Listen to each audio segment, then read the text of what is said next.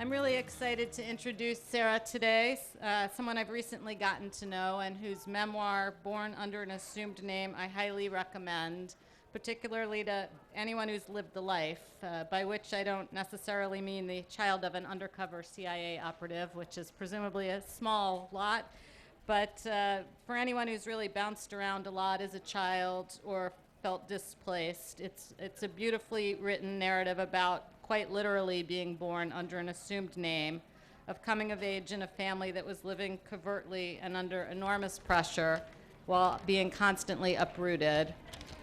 There's a great quote in this book that seems to encapsulate the toll that this kind of life takes on a kid. She writes, "There are two kinds of loneliness, personal and national. At age 7, I was struggling against both."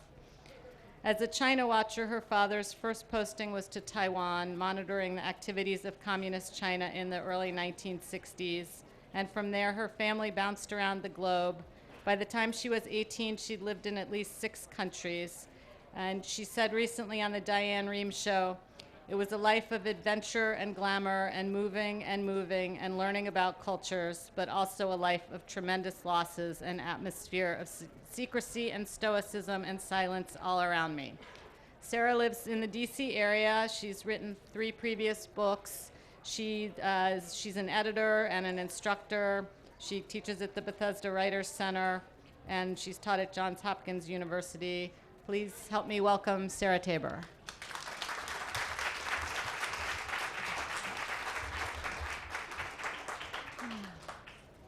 Thank you, everybody, for coming. It's wonderful to be here at this amazing place on such a beautiful day. And thanks so much, Susan, for that lovely introduction. My book, Born Under an Assumed Name, tells the story of what it's like to grow up as the daughter of a spy. Let's wait for the train to go by a second. It's the story both of a girl, me, and of a man, the father I adored.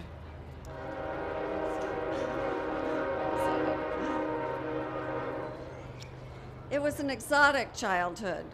I grew up moving from country to country, following my father's clandestine postings. I was born in Japan in 1954, and then the sequence went Taiwan, Washington, the Netherlands, Washington, Borneo, an amazing place to live, and Japan again, where I graduated from high school. As for my father's work, he spoke Mandarin, and as a covert operative for the CIA, his specialty was China. When I was a kid, he always told me he was a China watcher, that he was keeping an eye on Red China for our government. When my father joined the CIA, like many who joined after World War II, he felt he was doing the noblest thing he could do, joining an agency designed to stop people like Hitler. To him, government service was the highest calling, and he wanted to help the world be a safer place. But the truth was, pretty early on, the troubling conflicts inherent to such an occupation kicked in.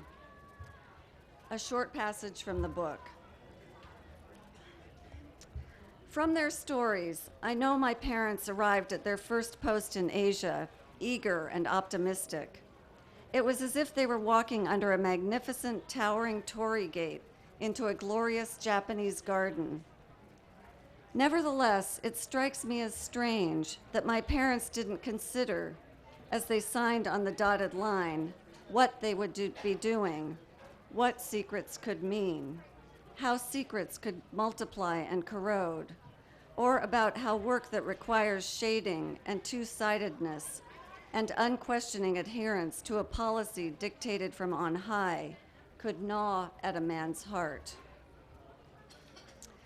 To give you the broad outlines of his work, from what I've figured out, it included such activities as debriefing escapees from the mainland, recruiting and running agents with close ties to China to find out about secret weapons and planned aggressions, recruiting high-quality defectors, training infiltration agents, supporting anti-communist groups, creating and spreading pro-US propaganda, and managing other covert operations to sabotage the Chinese government.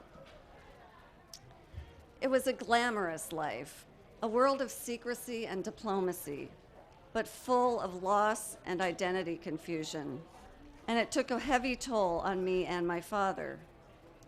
For my father, this life was a rich one, full of language learning and cultures to plumb, but also a long struggle to figure out who he was and what was right, as he operated under false identities and engaged in morally questionable activities for an agency he was increasingly losing faith in.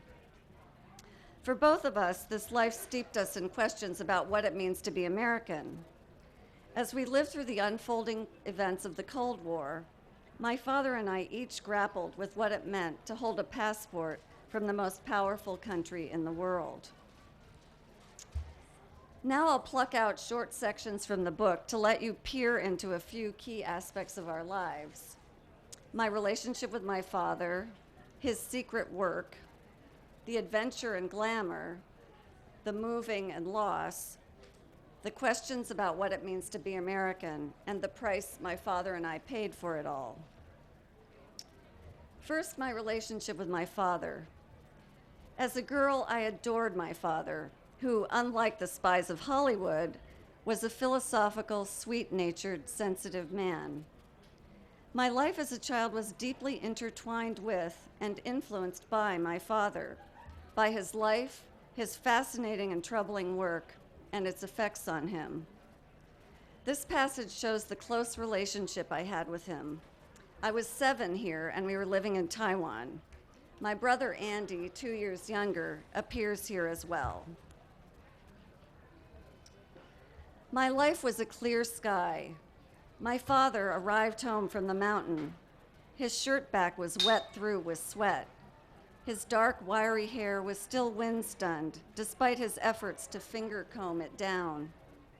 He slumped his equipment to the floor, his canteen in its army drab sling, his canvas rucksack and bedroll, his belt with the knife and hatchet hanging down. He looked up at me and at Andy. We were eagerly watching.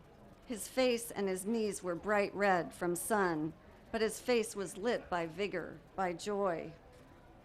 Handing us sugary rice candies, he said, "You'll come next time, Yushan, Mount Morrison, a splendid climb." At our rice and tofu dinner, he fastened us with the stories.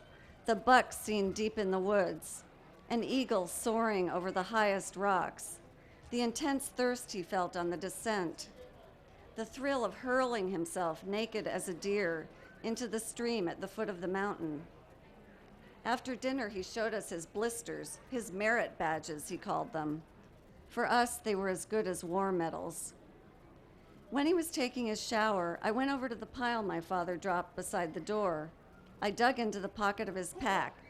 "I found 'em," I said to Andy, tossing him another of the pink candies my father kept for quick energy.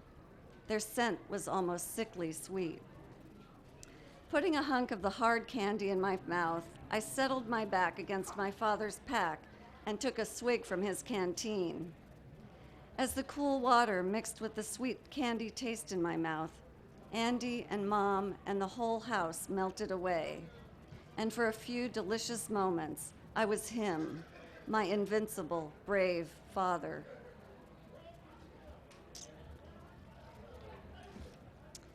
Now spying. For most of the time when I was a kid, life was pretty normal. My father went to work, came home, read us bedtime stories. There was lots of political talk at dinner, like I'm sure there is everywhere around here. And my parents went out and gave lots of parties. My father did go off to strange places at odd moments, but I assumed all fathers did. I didn't have a clue my father was a spy for most of my childhood. But now and then, there were just discernible hints of my father's secret work if I had known to watch for them. Here's one example from when I was seven living in Taipei.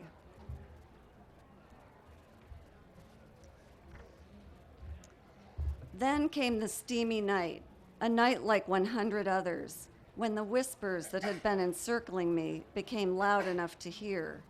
when they staked out a claim in the material world. Soon after the deep night phone call and my father's urgent whisper, from my dark bed I heard an odd and disturbing sound. I heard my father quietly open the front door. I heard low voices in the study, my father's Chinese and a Chinese man's Chinese. I tiptoed into the hall and saw a man with a worried face being given a cup of tea by my mother. She and my father wore their Japanese yukatas. I could tell by the way my mother was standing with her arms wrapped tightly around each other that she was afraid. Then suddenly, my mother turned and saw me. She rushed toward me and hissed, "Come here, Sarah, I'm putting you in Andy's room tonight." "But Mom," I said. "You do as I say," she said, her hands shaking, pushing me out of the hall. She hurriedly made me a pallet of rush mats and sheets on Andy's floor and made me lie down. "Now go to sleep, don't say a word." And she rushed out of the room. Then she did something she had never done before. I heard her lock the bedroom door behind her. Feeling my mother's haste and terror in my own body, I couldn't close my eyes. On my pallet, I listened to my parents and the Chinese man speaking in the hush. There were long yammers and then whispers, then slower yammers in a string. I heard my mother hurriedly tiptoeing around and closing doors. Then the Chinese became lower and lower, like an eel lashing in the sea. Other hints of espionage are sprinkled throughout the story. In the course of the book, I track my father's career and various covert activities to the extent I know them. Some of these activities were pretty dramatic. In tandem with his portfolios in the book, I also track the unfolding events of the Cold War. So the book is, as well as the story of a spy's life, a slice of history. Now the adventure, glamour, and charm. There was a lot of this in my life as a spy's daughter. Jungle treks in Borneo, white-tie diplomatic affairs, servants serving orange squash and curry puffs on silver trays. And then there was the constant diet of moving and loss. The most basic fact of my life was the frequent moving from country to country.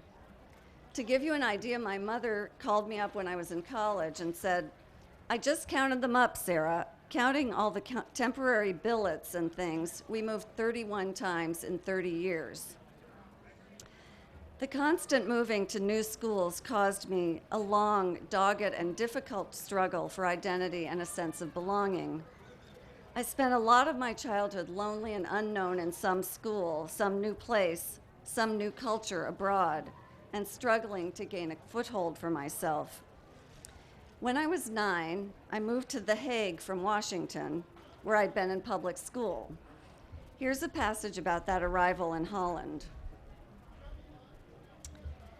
Now I was standing on the edge of the playground that surrounded my new school, a white Victorian mansion that looked like a rich merchant's villa or an embassy residence. Instantly, I was again a sparrow in a cage. As at Radnor Elementary, I was in a place where I had no history and had to prove myself worthy. I no longer felt like an indomitable, superior American. I felt like throwing up. I watched a knot of girls my age at the edge of the blacktop. There was one particular girl. She looked American pretty, like Annette Funicello, only fair, who stood with her hip jutting out and tossed her head while making emphatic gestures with her hands. The girls leaned in toward her cozy tight, like birds around a feeder, as if to peck up her every opinion. She kept pointing at one girl across the playground, saying something at which the other girls laughed. An uneasy feeling stirred deep in my stomach. To belong in this school seemed as if it would involve human sacrifice. You all probably know this from being girls, those of you who are girls. In each place I landed, I struggled and struggled to establish a place for myself. And then by the time I had to leave, I would be heartsick. as I muse here on my departure from the Netherlands 5 years later. This ripping away from The Hague would instill in me a keen sense of dying, of time ticking. I'd always now have a sense that, no matter how true the friendship, it would eventually vanish. And as the poet Allison Townsend has written, no one in our lives can ever truly be replaced. From this time onward, I'd be a kind of pigeon that homes in on grief. I'd calm myself always with the Dutch word dag, the soft greeting that means both hello and goodbye, the story of my life.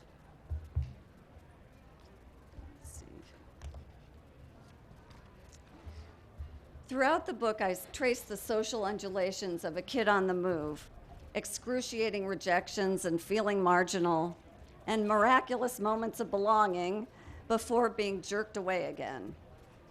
Then, of course, there were the even worse trials of re-entry back home, or what was supposed to be home.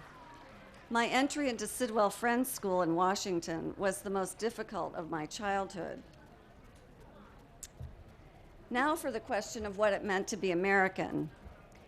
It was at Sidwell, when I was attending school there in 9th and 10th grades, that this came to a head. When you're living abroad, as I'm sure a lot of you know, you're constantly confronted with questions of what it means to be American. And to be American was sometimes quite challenging in this life of living abroad. As for me, living along as a kid, sometimes I loved the countries I was in, and sometimes I found aspects of the cultures difficult. Both, either way, threw me into comparisons with my own culture. And then some of the countries we lived in loved America and Americans during the Cold War, Taiwan, for instance, and others disliked American foreign policy, Holland, for example, and pointed to unpleasant truths about America that a kid didn't want to hear. As the Cold War unfolded, in accord with my own cognitive development, my feelings about being an American evolved. When I was very young, like most kids, I had a black and white view of the world and was ardently nationalistic. America could do no wrong. There's nothing to match a kid's patriotism. As I got older in middle school and found Dutch boys pretty intriguing, I came to have confusing mixed feelings. Later, my feelings swung even further in the opposite direction. Here's the girl who once thought Americans superior to all, at age 15, living back in Washington, attending Sidwell. With the onset of analytic thinking in upper school, I'm beginning to have grave doubts about American foreign policy and my country's role in the world. This moment is set the day the New York Times revealed the secret bombing of North Vietnamese camps in Cambodia. I grabbed my father the minute he came in the door, galvanized by the arguments of the kids at school. What on earth are we doing in Cambodia, Pop? This is outrageous. And why does our CIA and military think they have the right to change other countries' governments? What would we do if the Vietnamese decided to bring their soldiers here? I was almost apoplectic. These things are very complex, my father said. Things aren't black and white. In war, morality gets murky. We aren't all good or bad, and neither are the North Vietnamese. Sarah, the truth is, we say we live in accord with principle or the rule of law, but it's really a case-by-case basis in foreign affairs. If we can win by force, we do it. My father sat back and looked at me squarely. Sarah, history shows we're one of the most violent and warlike peoples in the world. No, we're not. We can't be. But my father kept looking at me with his steady eyes. Well, then, I said, we're the worst country in the world. Adolescent vehemence. I struggled and struggled with this conundrum about nationality, and eventually, via my return to Japan at the end of high school, I figured out a way to reconcile my love for and discomfort in other cultures with my love and sometimes hate for America. Now a peek at the last feature of this spying life, its personal cost. The truth is, the secrecy, lying, extreme stoicism, and face maintenance the job required of my father and all of us exacted a high price from all 4 members of my family, including and especially my father. My father would have told you he'd had a fascinating career and was mostly happy. But spies have a supreme and cultivated talent for hiding feelings from themselves and others. And the truth is, his work was complex, fraught, and stormy.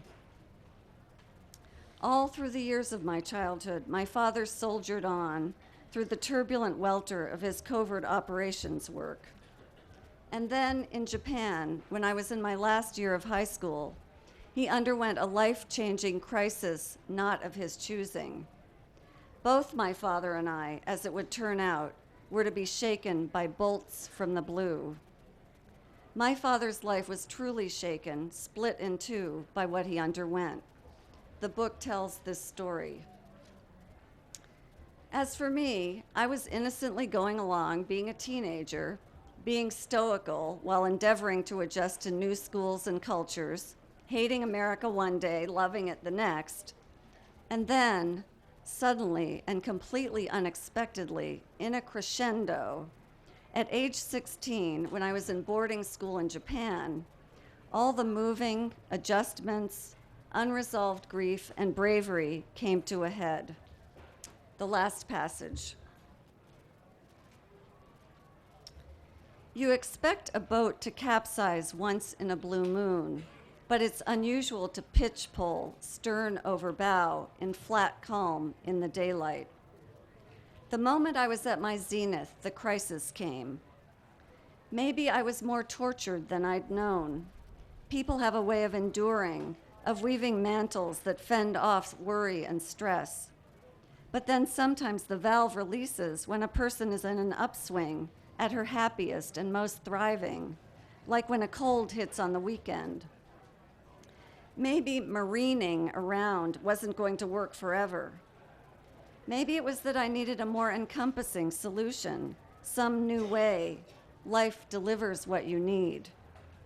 Maybe all the pieces, my country's aggressions, the Vietnamese dying, the young GIs dying, the separation from my parents, my father's secret, his worries, the places loved and lost, the years of marginality and the endless trying, the shyness, the perfectionism, the strain of being a stoic, and James Taylor, all got poured into a big cauldron at once and began to boil.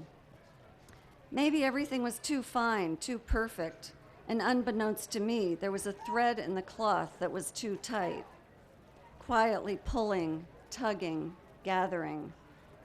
Or maybe it was simply a case of deus ex machina. Whatever it was, I was suddenly fey. One morning, I awakened out of fever and was someone else. Thank you, everyone, for coming. And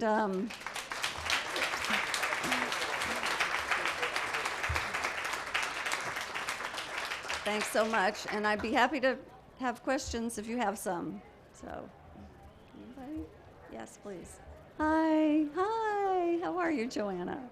Good.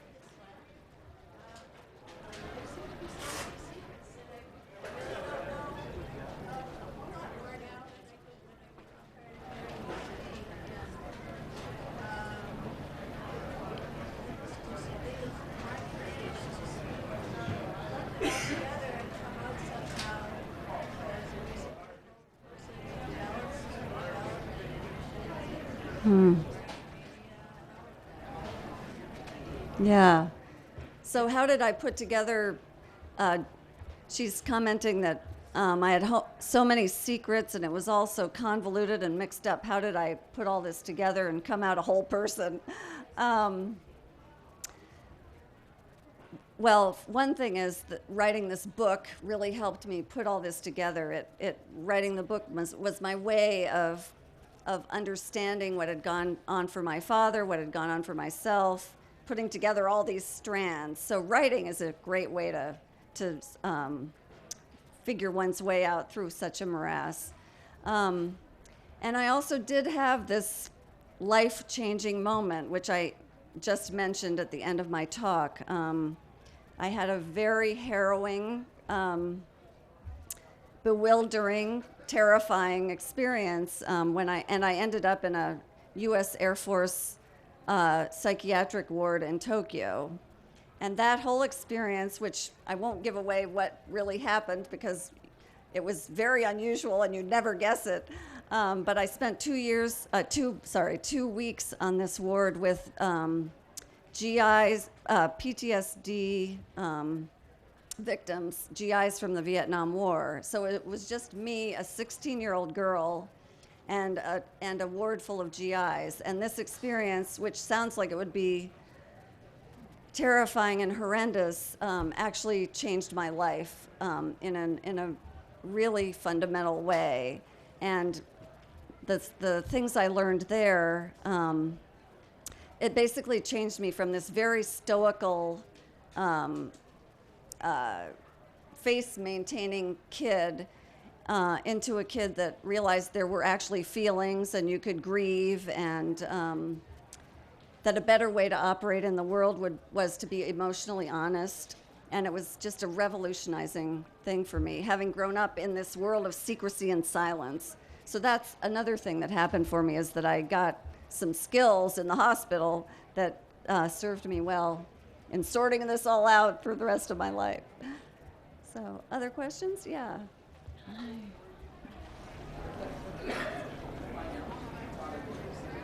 Okay. When did I find out about my father? I was 14 when my father told me and my brother, and he was about to go off to Borneo on his own, and he had decided we were old enough to know what he was doing, and he was tired of lying to us. He had a very close relationship with us, and he wanted us to know what he was up to. Of course, he told us very little. He'd signed the loyalty oath, of course, but he just wanted us to know he was a secret operative. And we had to keep the cover for, many, many, many years to come. So that was when I was told. Yeah. We probably figured to get this question. Tell us a little bit about your mother. Obviously, your summary. Mm-hmm. What's your perception now about how she coped and what that meant? Yeah, so how was all of this for my mother? My mother was an Indiana farm girl who'd worked her way through college and had grown up, not wealthy at all. She was the 9th child of a forester, and and then she goes into this glamorous world overseas, glamorous and difficult. And it was a stressful, it was a glamorous and stressful life for her. Some of it was quite terrifying. She describes early on when my parents were in Hong Kong, sometimes she would follow my father 2 or 3 blocks away with the idea that she would rescue him if something happened. So she, I don't know what she would have done, but, and she, as I said, she moved so many times, and she was the one handling all the moves all of the time and helping the kids adjust and all of that. And she really, my father was very stoical and didn't talk about his own emotions, and she was kind of the carrier of the stress, I would say. She was the one who would get angry and frustrated more openly, and somebody in the family's got to do it.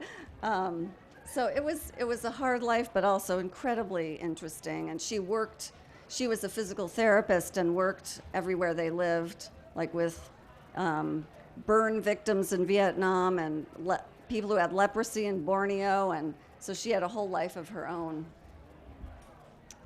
Yeah. As a family member of a CIA employee, did you ever submit your book for censorship? I was worried about all of that, and I made sure to not endanger anyone. So all the people in the book have disguised names, have assumed names. But I called one of my father's friends and asked him about that, and he said, "Did you sign the loyalty oath, Sarah?" And I didn't, so he said I had a right to my story. So, yeah. How did you answer the question? Do you need somebody new? Yeah, that's my whole life, of course, that was a really hard question. And it still is a hard question. I've lived around Washington for most of 18 years now, and I'm finally feeling like I kind of have a community here, but I have to say, I think I'll never feel completely American. And I always am missing some other country, just because they're sort of in my blood, these various places I lived. But I kind of like, whoops. I love the States, and I also love other countries, and I'm kind of addicted to being in other cultures. So when I can, I get abroad. Yeah. You had the experience of being in another culture, but always the other. As a young child, not only were you moving from one insulated school to another insulated school, but also from one culture to another where you obviously are not from there. How did you deal with that? So I spent a lot of my childhood moving from school to school and culture to culture, and in the other cultures I was obviously different from the people there. I have a lot of instances in this book about my interactions with people in other cultures. What happened varied a lot depending on the culture. When I was a little girl in Taiwan, I had one experience of being in real danger of being swamped with people wanting to touch me and pulling my hair, and it was just a really suffocating kind of experience. So that was a terrifying moment. And then, like in Holland, the hippies were going strong there, and the anti-American feelings were strong, and so I would be called names, so I'd have to deal with that. And there I kind of began to become waffly about how right America was, because I was hearing, seeing demonstrations all the time and people yelling things at my father when we were in public and stuff. So it was a lot of different impressions through the years.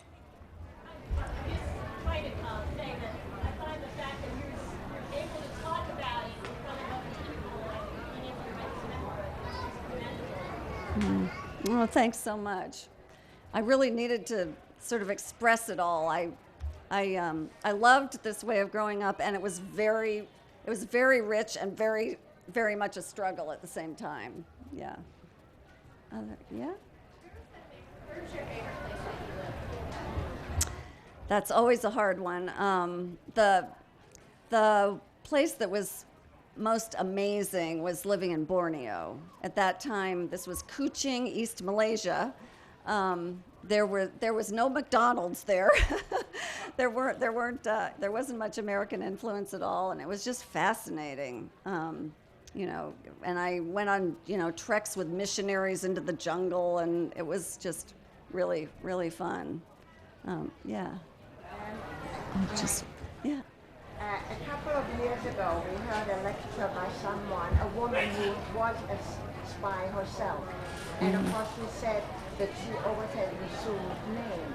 And the thing that she found always frightening was if she were, let's say, sitting in a Paris or anywhere else outside at a cafe, and friends who didn't know she was a spy, now traveled, would see her and call her by her real name while she was sitting with someone. Yeah. That was always scary. Did your Yeah. father ever say anything like that? My parents, she's asking about whether my parents were ever called by the assumed name or the real name at the wrong time. My mother did talk about a number of events or parties she went to when people would call out the wrong name, and my parents would scoot out of there quickly. So occasionally it happened. Yeah. I know Sarah very well, but I was thinking about what you were saying about the anti-Americanism. Your feelings for American. I just remember your daughter was State Department living abroad, having very bad feelings about sometimes very critical of my own country back here. But when abroad started putting it down, I was just freaking out.